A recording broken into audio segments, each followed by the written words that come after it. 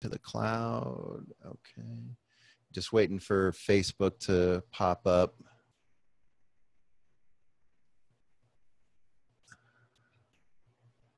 Okay. Just waiting for Facebook. There we go. 1 second. Mute that. Okay, that's muted. And I gotta move this over here. All right. Okay. And one more second and we'll go. All right, good. All right, let's do this. Welcome back, my friends, to the Mail Right Real Estate Agent Podcast Show. This is episode number 98, and I have a special guest all the way from Australia, Jessica Nazarali, who is a business strategist and the creator and founder of It Girl Academy, It Girl Radio, and she's an author. How about that? Not only does she do a blog, but she wrote an ebook called Leaping the Ladder. And Jessica, I want to thank you for joining us on the podcast today. Thank you. I'm really thrilled to be here. Well, and would you share, I mean, I gave you a pretty good intro there, but I'm sure that maybe you could fill in our listeners on a little bit more about you before I dive into the questions. Sure. So I started my business in 2011, and my business, what it is today, it's an online academy. So I do lots of consulting, coaching, and run digital certification programs in the business space, but then also in the coaching and I guess mindset and personal development space as well. And my business really came about from following the need of the market. I started off as a blogger. I know you have a blog as well. Yes. And I found it was a great way to connect with my audience and build a following that way.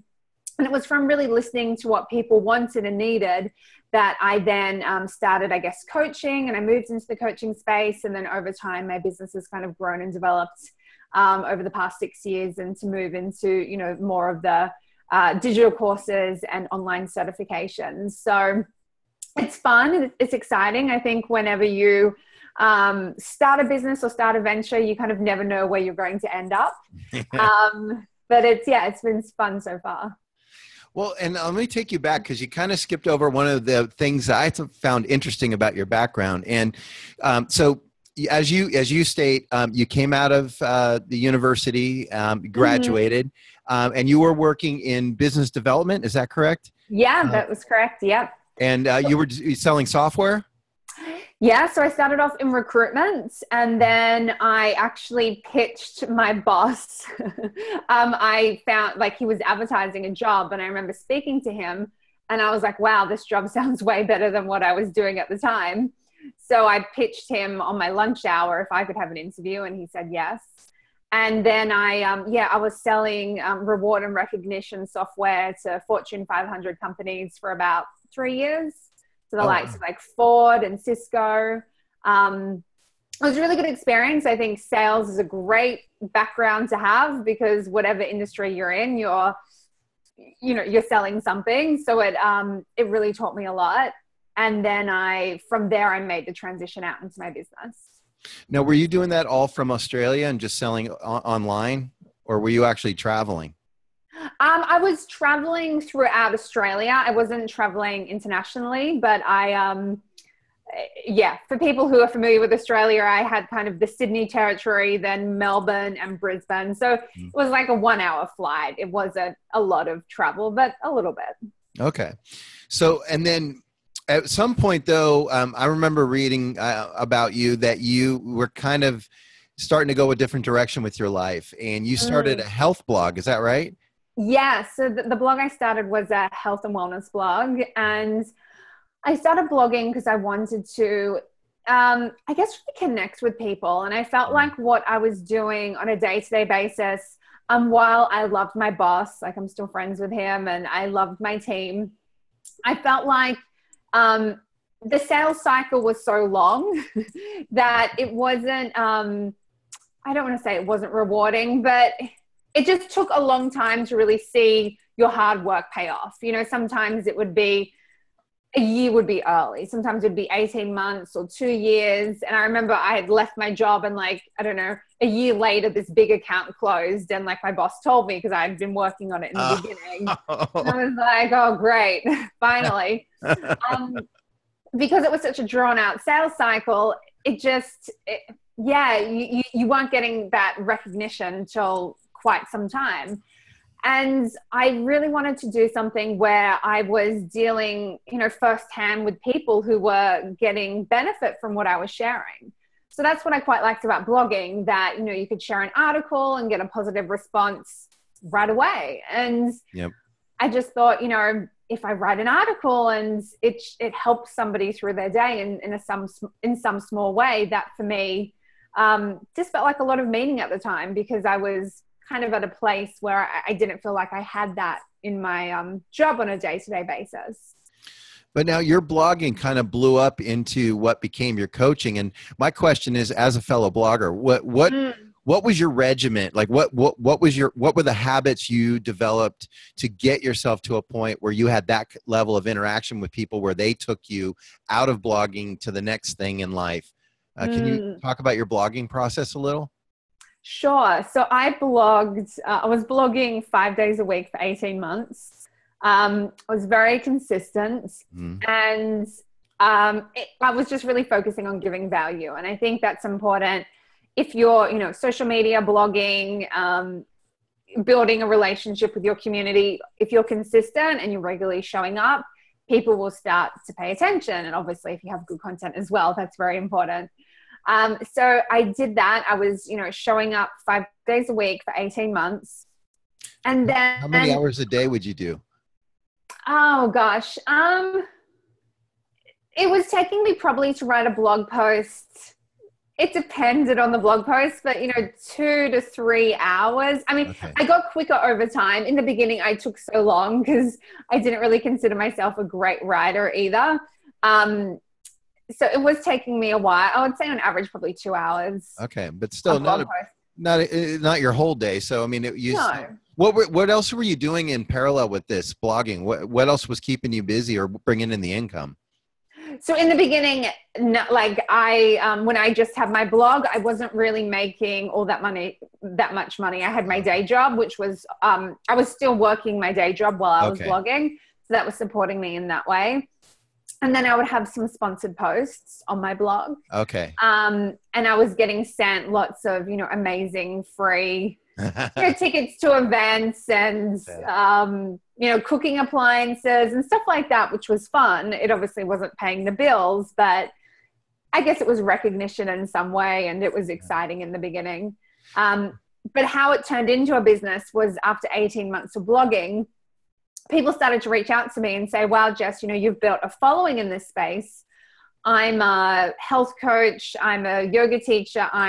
In the beginning, most of my clients were in the blogging, were in the health arena because that was the space I was in. Right. And they said, I'm looking to develop a blog because I want to get clients for my business. And can you help me with that? So that is really how I started coaching. And now today I coach in not just people in the health and wellness space across multiple different industries. I've coached a few real estate agents in the past as well who have their own companies. Yeah. Which was fun. And, but yeah, that's essentially how I started coaching.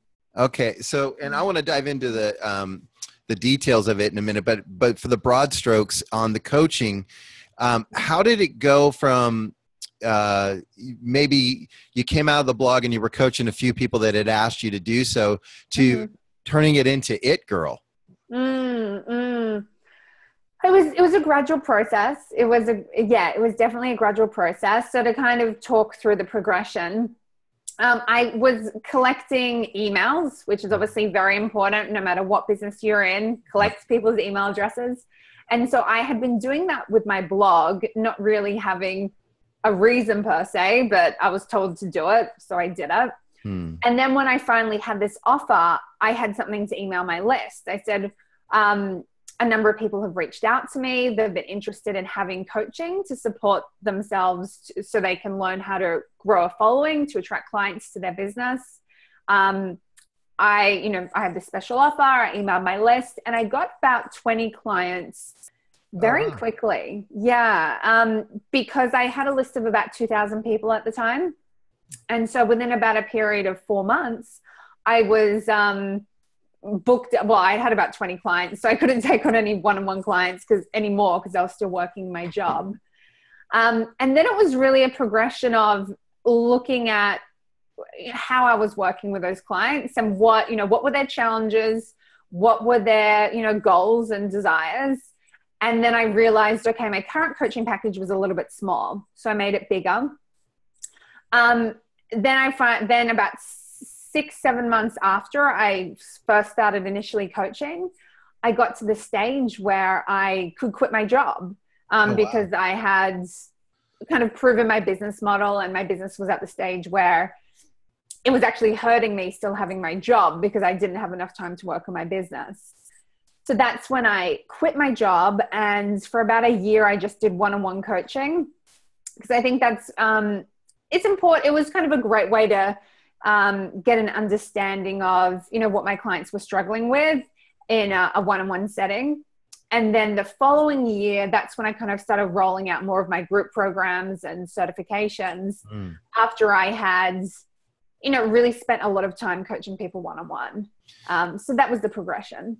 What gave you the confidence, or what training did you fall back on to start coaching people? Obviously in the beginning, it was probably more grassroots, but as it got more formalized, I'm sure people were checking you out more and doing their own due diligence. So what gave you that ability to jump in with both feet and quit your job on top of that and go full time?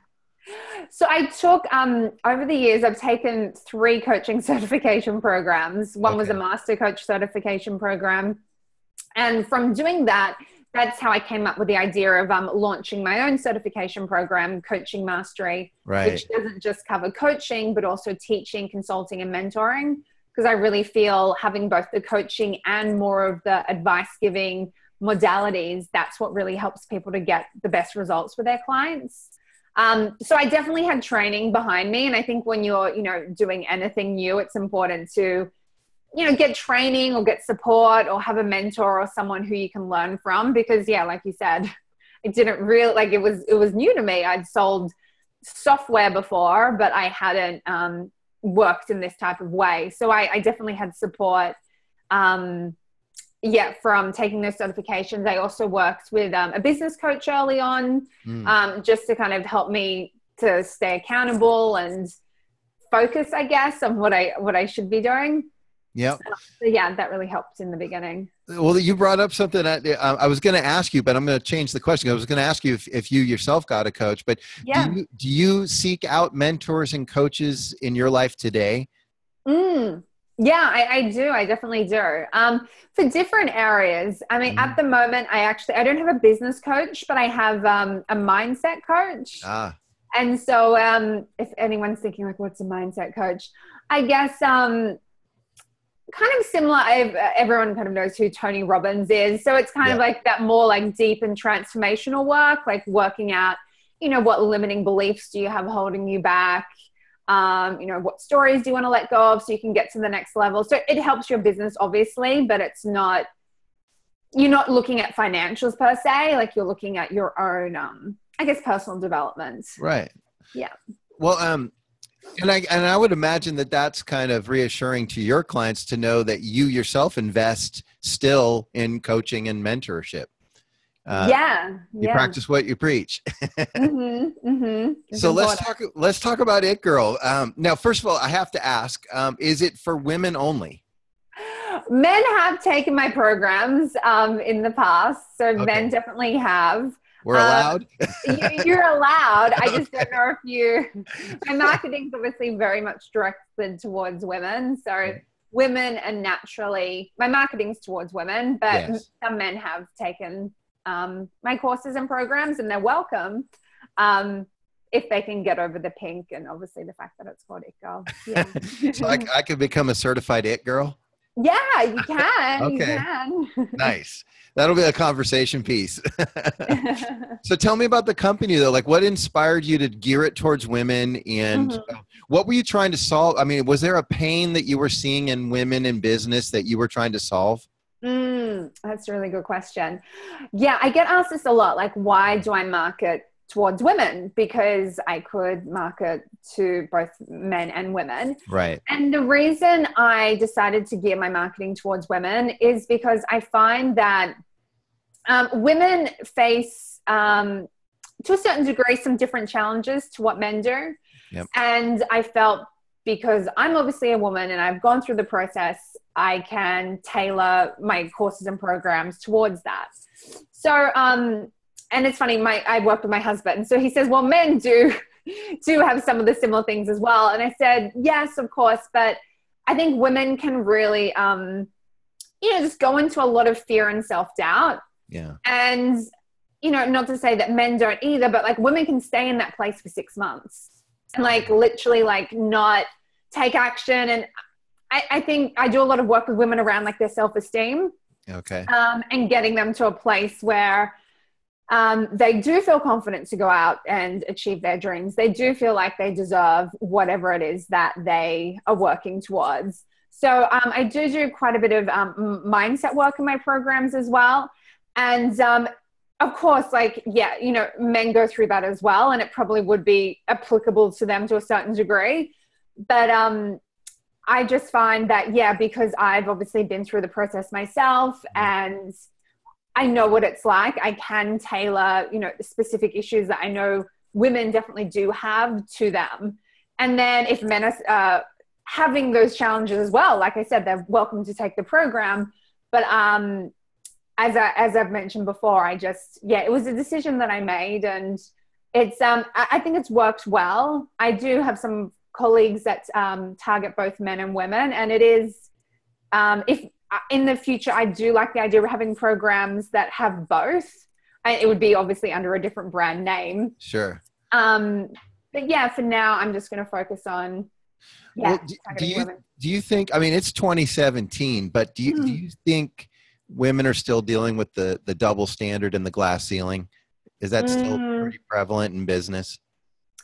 I mean, I think so. Like if you look at the salary gap, I mean, it's still there, right? Yeah. And if you look at how many women are CEOs or members on boards, I mean, it's still there, right? So I think it would be ignorant to say that the issue is completely gone when obviously those factors are still there. Yeah. I think it's, for women starting businesses, you're kind of dealing with a different kettle of fish because you're kind of dealing with your own demons to a certain extent. Sure. Not necessarily a coworker. But yeah, I think it's still definitely there, right? 60 years ago, women weren't allowed to vote. And now, we can be CEOs, we can be board members, we can run businesses, but it's that feeling of, well, can we do it? And do we deserve to do it? That I think can hold a lot of women back. It's funny because I've worked in so many different industries. I've been in the sheet metal workers union where it's all men, to real estate. As a real estate agent, I'm in a female dominated industry. And I was brought in under my grandmother and my mom. So for me, wow, I've been a little ignorant to that because in my household, the women were in charge. Right. My folks divorced when I was young. And so I was used to being around a very entrepreneurial and dominant mother and a strong-minded sister. So, but you get out into the real world and you realize, especially even just the comments you hear behind closed doors, so to speak. What do you think it's going to take to, I mean, obviously coaching systems and training like you offer helps push women forward in confidence. I mean, but what's it going to take? Like, what are the big issues in that confidence? Like, where is that lack of confidence coming from that you're trying to help them with? Yeah, that's a really powerful question.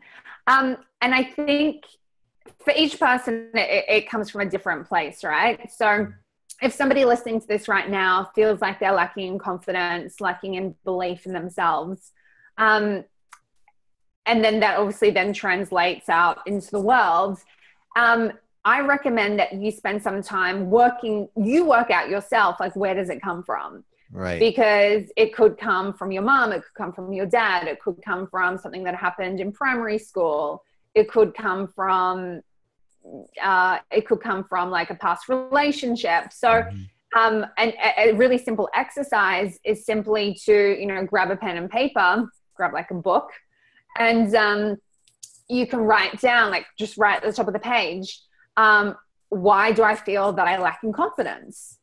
And then, take some time to check in with yourself and just, like, write. Like, don't edit yourself. Just really see what, like, comes out onto the page.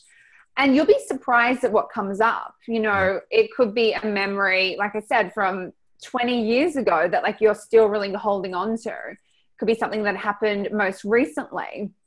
I think when you have awareness of around, okay, well, I'm holding on to this story from childhood, right, that actually doesn't really serve me anymore. And actually it's holding me back from being visible, closing that sale, going for that promotion, starting that business. When you have that awareness, then you can actually do something to change it. absolutely. If you don't have that awareness, you can just be feeling, okay, well, I don't feel confident. I'm lacking in, like, belief that I can really do this. But if you can't kind of pinpoint why that is, it can be very hard to actually change. Yeah. So that would be. You bring it to business with you. It's something, I mean, do you find that most of the time it's something from their past, like you were saying, a relationship or their parents, and they're just carrying it with them, and then it shows up in business in different ways?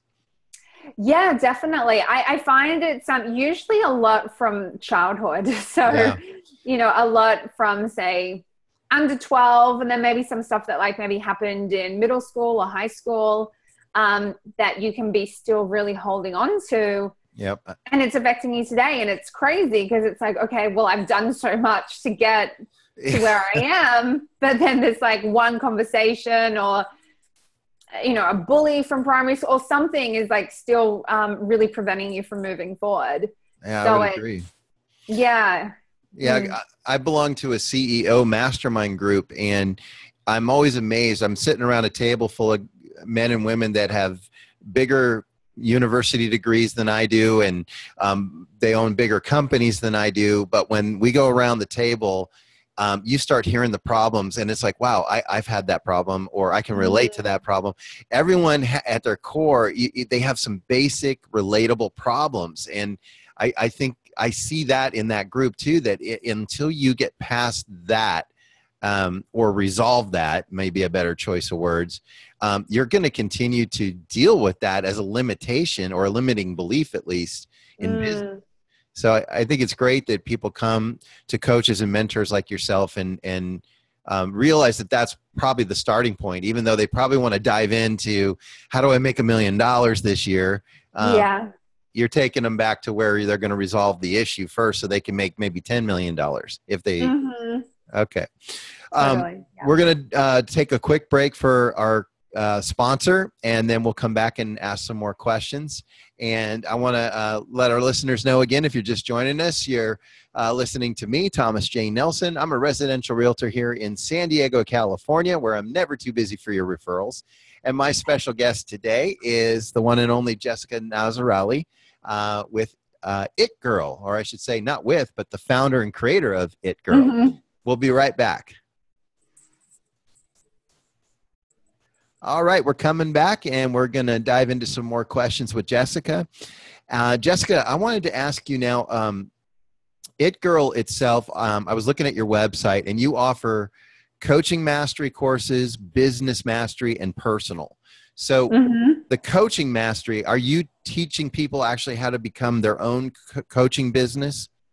Yes, I'm teaching people how to become a certified coach. Okay. So I'm helping them to learn how to work with clients so that they can help their clients overcome blocks, limiting beliefs, and to really create the life they want. So that's coaching mastering.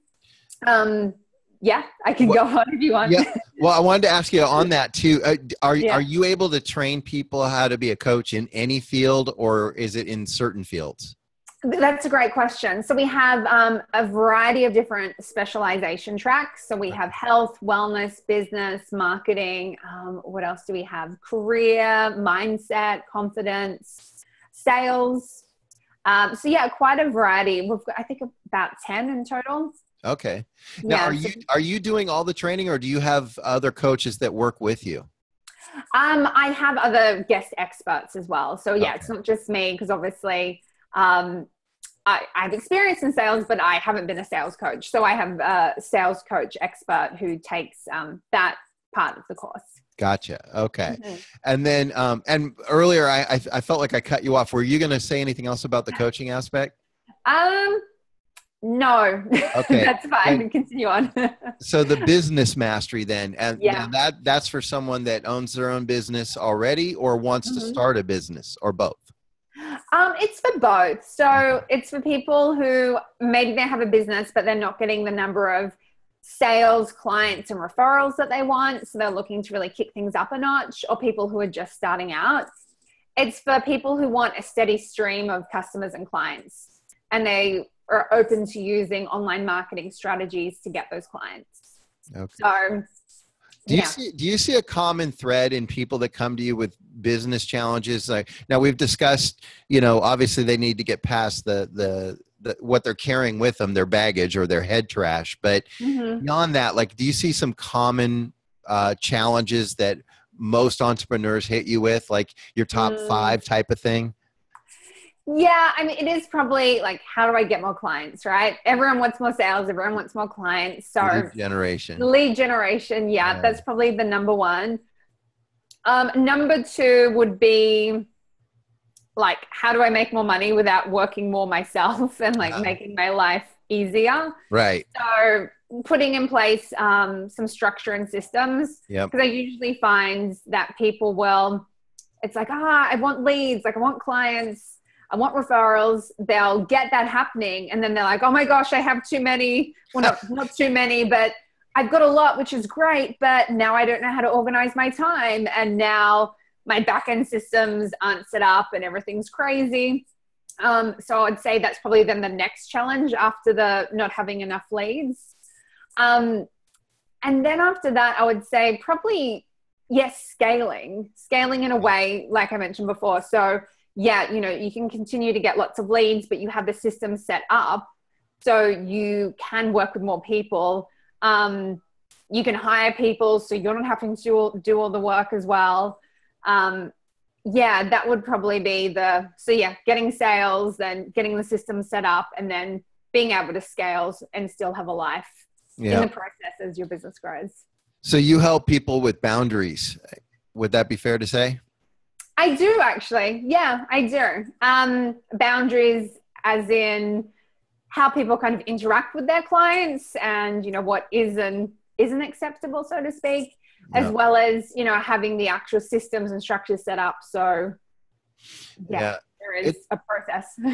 I would imagine for most, at least commission-based sales, but definitely in real estate, the biggest challenge I see that just eats people alive is they never shut down. They never put down the tools. They never take time off. And they just feel this constant obligation to answer the phone every time they get a call or a text.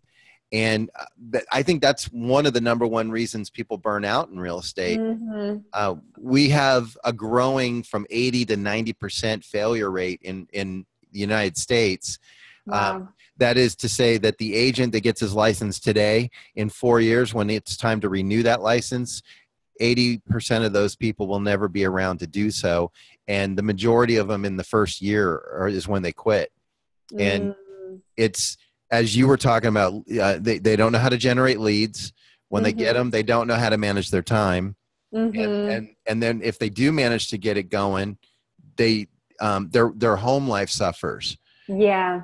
And so, then they're successful at work, but their marriage is falling apart, or the kids don't know who they are, and then, so it's that constant. I mean, what would you share from your expertise? Like what's a good way for people to find, I'm not going to call it balance, but it's a balancing act because it's never true balance. Yeah. Mm-hmm. But like, what can you share some advice you may give some of your clients when they're struggling with that? Mm-hmm. Yeah, that's a really great question. I would say it's about, getting your priorities straight. So working out, okay, well, what actually are your priorities? Obviously, yes, it's your clients and bringing in sales. But if you are married or in a relationship, or if you have children, what is number one ultimately? Or, okay, even if they're not number one, they can be number two, but not like there can't be a huge gap between number one and number two, right? Right. So I think people actually just don't take the time to work out what their priorities are. That's and like what is important to them. Like, is their health important to them?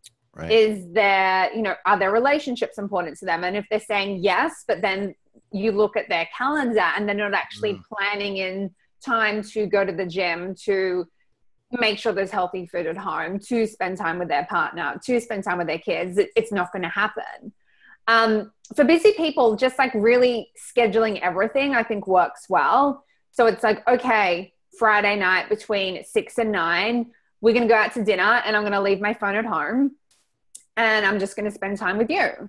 Like something as simple as that can be a game changer. And like the phone's not going to go anywhere. You can respond to emails and phone calls and texts later on. Yep. But yeah, working out what your priorities are and then making sure your calendar actually reflects those priorities and not, my relationship is a priority. But if you look at your calendar, you haven't done anything to prioritize it within the last month. So it's like, well, actually it's not a priority because your calendar dictates what is your priority ultimately. Yep, that's sage advice. I mean, you're reminding me, and I'm probably going to misquote, but it was someone like Zig Ziglar or one of the big gurus that said, show me your calendar, show me your checkbook, and I'll tell you your priorities. Totally. Yeah. Yep. You're nailing it. I think that's true. And I mean, so if it is a priority, it should be on the calendar and protected. You have to honor it. It's one thing to write it down. It's another thing to actually honor it.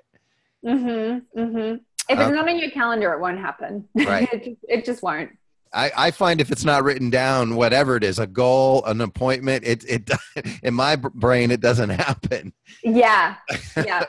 I had that experience actually just this morning. We had somebody coming over to show our apartment and it wasn't in my calendar. And I'm like, oh my God, like that, like literally if it's not in, and my husband was like, I told you. And I was like, oh, like in future, can you please be like, just add it to your calendar, or can you like send me a meeting invite? Because literally like, yeah, he told me. Did I do anything with it? No. So I forgot it was happening. No, I agree. My wife thinks I'm nuts because I ask her to email me things or text me things that we just got done talking about on the phone. But if I'm in the car or something, it's out of my brain the second I hang up. So I think it's also about knowing yourself and knowing, like I always say, the people I hire cover my weaknesses. I hire my weaknesses. So, and I also have to just do what it takes to make sure that the stuff gets in the calendar, even as ridiculous as saying, I know we just spoke, but email it to me or text me it so I remember to put it in there. Mm-hmm. Yeah. All right. So I want to come down to, now we kind of touched on personal mastery already, but that is another component.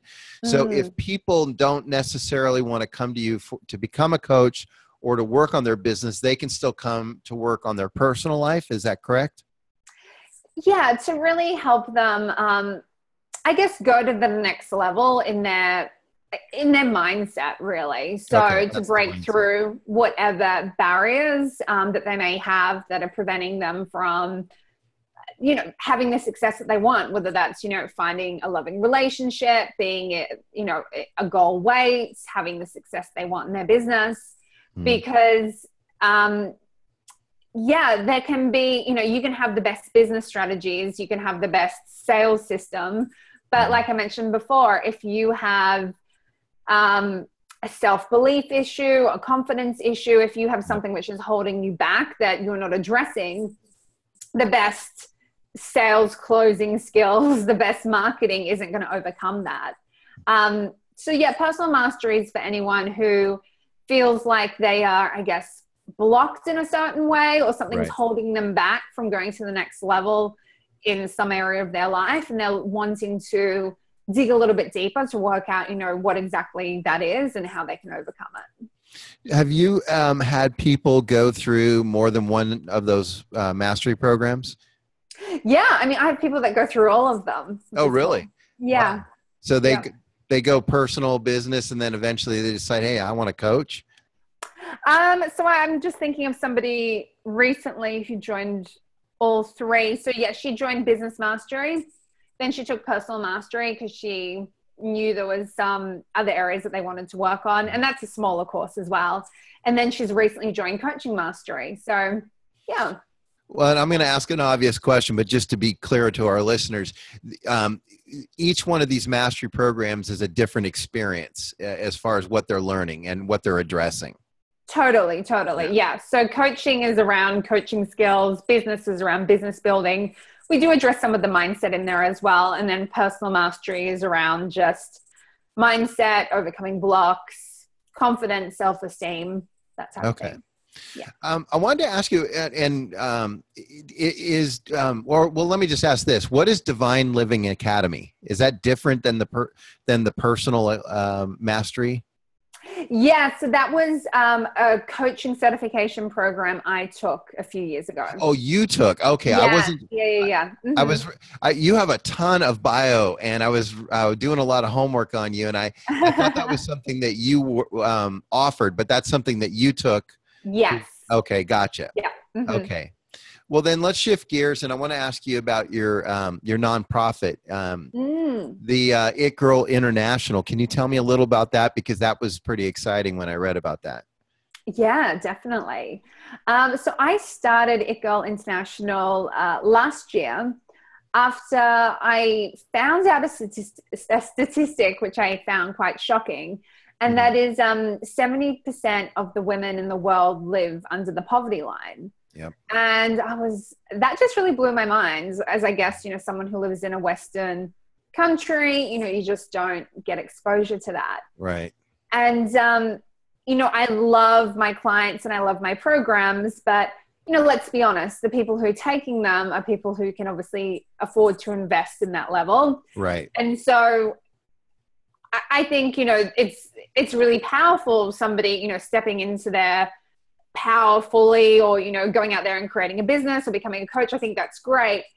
But the quality of their life is already quite high in comparison with a lot of women around the world. Like, let's be honest. If they have that money to invest, they're obviously not doing too badly. Right. And then I really thought about, there's women out there who could probably really use programs like this, but they don't have the means to be buying one of these courses. Like, it's just not possible with the amount of money they make.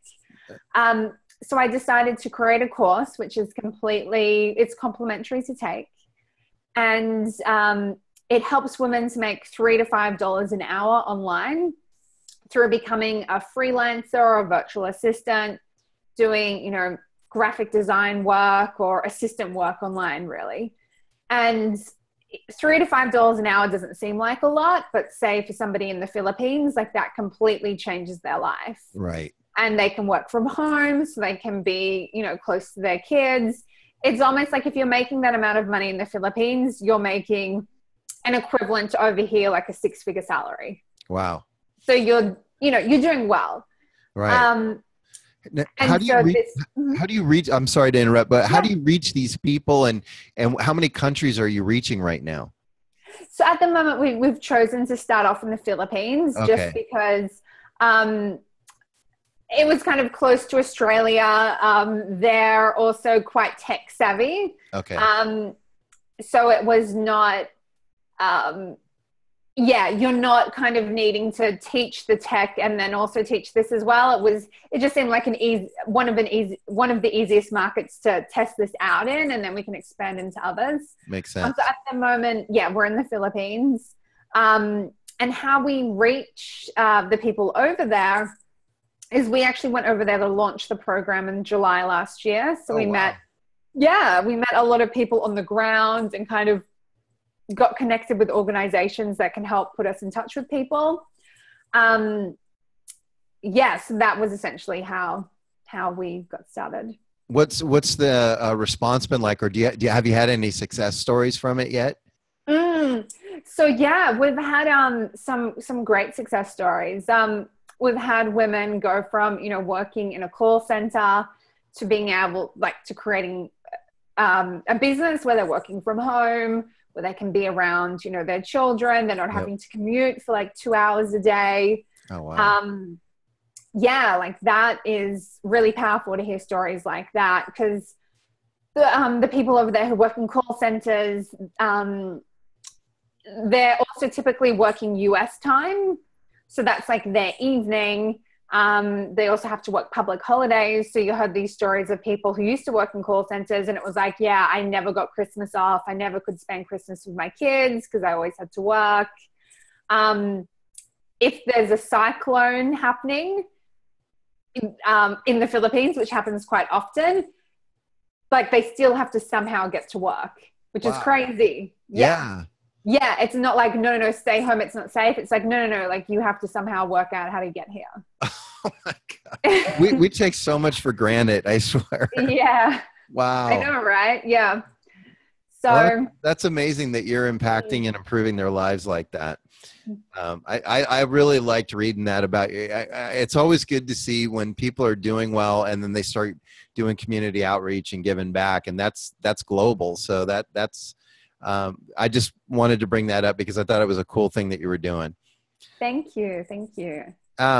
As is the case with my guests that really rock it, we're running out of time already, and I can't believe how quick this time's going.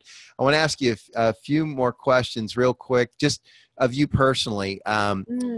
These are my desert island questions. So okay. What's the one book that you would grab that's inspired you the most, or that you would recommend to someone that came to you for a book suggestion?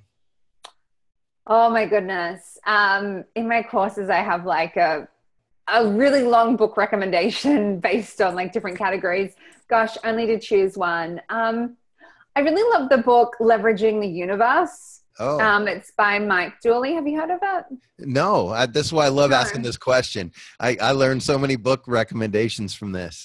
Yeah. It's about, I guess, like being in flow with quote unquote the universe, or just, I guess, in the way that the world works and not kind of going against it. It's hard to explain, but it's kind of to do with manifesting, but in much more of a practical, in practical terms. Like it's not super woo-woo by any case of the imagination. So I really love that book in terms of if you're just looking for more flow and alignment with your life, I would recommend that. I appreciate the recommendation. Mm-hmm. All right. So next question is song. What's the song that pumps you up when you need a lift? I really like Drake. Any Drake song I really like. Okay. And he's doing quite well these days, isn't he? I know. He's doing so well. All right. And what's the movie that you watch the most that inspires you? Movie that I watch the most. Or if you're flipping channels, you can't help yourself. You've seen it 100 times, but you're going to watch that movie again. Oh gosh. I really like Mean Girls, which is a Lindsay Lohan movie. It's a Tina Fey movie, so it's like funny, it's well written. I just like it because it's like lighthearted, and it's actually has a good moral to the story. I think as well. So yeah, that would, if it was on, I'd be like, oh, why not? So the it girl likes Mean Girls. I know that sounds really ditzy, doesn't it? Yeah, let's just go with that one. And then do you do professional speaking? Do you travel and speak from stage and educate people? I do. I host a lot of my own events. And then in Australia, I guess the speaking circuit is not say as big as in the US. I was in the US a lot for the past 2 years, and so I did quite a bit of speaking over there. Okay. It's not really quite the same as in Australia, but I've hosted. I host typically my own events over here. Okay. Well, that's what I was getting at, is to find out if you've been over here, so when you, in your travels to the United States, where did you enjoy the most? What was one of your favorite places to visit? Oh gosh, I've been to San Diego a few times. There you go. Been there probably 3 times. I love New York. I do really like LA as well. Where else have I been? Austin. Been up to San Francisco, Portland, Seattle. Oh, you're naming a lot of good ones. Yeah. No, I love the States. My husband's Canadian as well, so we go to like North America quite a bit. All right. Well, I want to thank you for, we went international with this show a while back with our Canadian guests, but you are by far the furthest away we've ever had a guest from. So thank you for joining us from Australia, from Sydney, Australia. Folks, you've been listening to a wonderful guest, Jessica Nazarali. Again, she's with the It Girl Academy and It Girl Radio. And she's got a fantastic blog and ebook and tons of information on the website.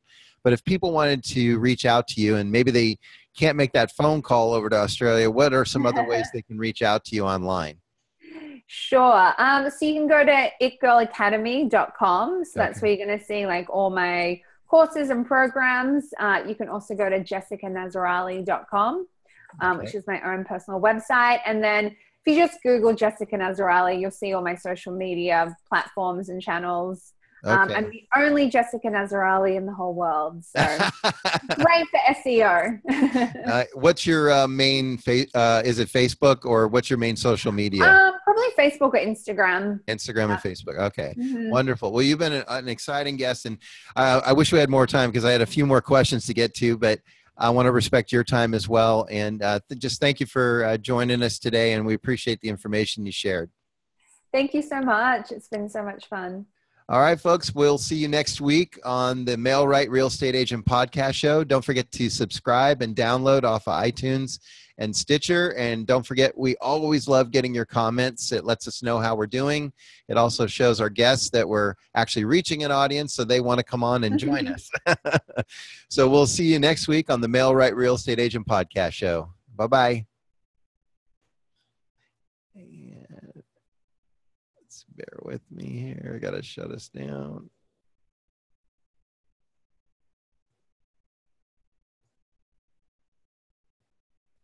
And